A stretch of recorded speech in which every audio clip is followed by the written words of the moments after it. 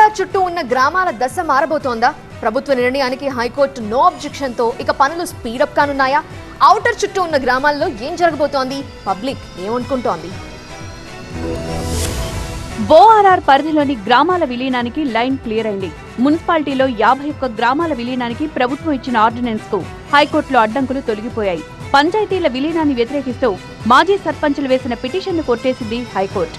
పెదంబర్పేట, శంషాబాద్, నార్సింగి, తుక్కుగూడ, మేడ్చల్, దమ్మాయిగూడ, నాగారం, పోచారం, ఘట్కేసర్, గుండ్లపోచంపల్లి, తుమ్కుంట మున్సిపాలిటీల్లో 51 గ్రామాలు విలీనం కానున్నాయి. మేడ్చల్ గ్రామాల్లో మొత్తం 28 గ్రామాలు 7 మున్సిపాలిటీల్లో విలీనం చేస్తున్నారు.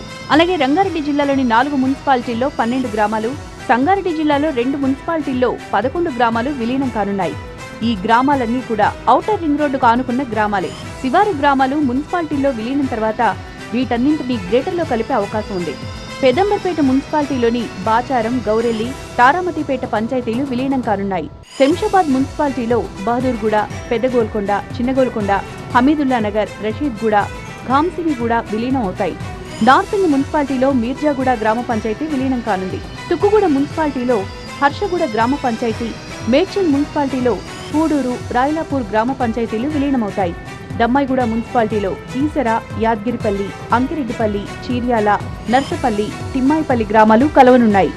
నాగారం మున్సిపాలిటీలో బోగారం, గోరుముకుంట, కరీంగూడ, రాంపల్లి, దాయార గ్రామాలు విలీనమవుతాయి. పోచారం మున్సిపాలిటీలో వెంకటాపూర్, ప్రతాపసింగారం, కొర్రెముల, కాచివాని సింగారం, చౌదరిగూడ విలీనం కానున్నాయి. ఘట్కేసర్ మున్సిపాలిటీలో అంకుషాపూర్, ఔషాపూర్, మాదారం, ఏదులాబాద్, ఘనాపూర్, మర్పల్లిగూడ విలీనమవుతాయి. గుండ్లపోచంపల్లి మున్సిపాలిటీలో మునీరాబాద్, గౌడవెల్లి పంచాయతీలు, తూంకుంట మున్సిపాలిటీలో బొమ్రాసిపేట, శామీర్పేట, బాబాగూడ పంచాయతీలు విలీనం కానున్నాయి. మరోవైపు పంచాయతీల విలీనంపై ఆయా గ్రామాల ప్రజలు ఆందోళన వ్యక్తం చేస్తున్నారు.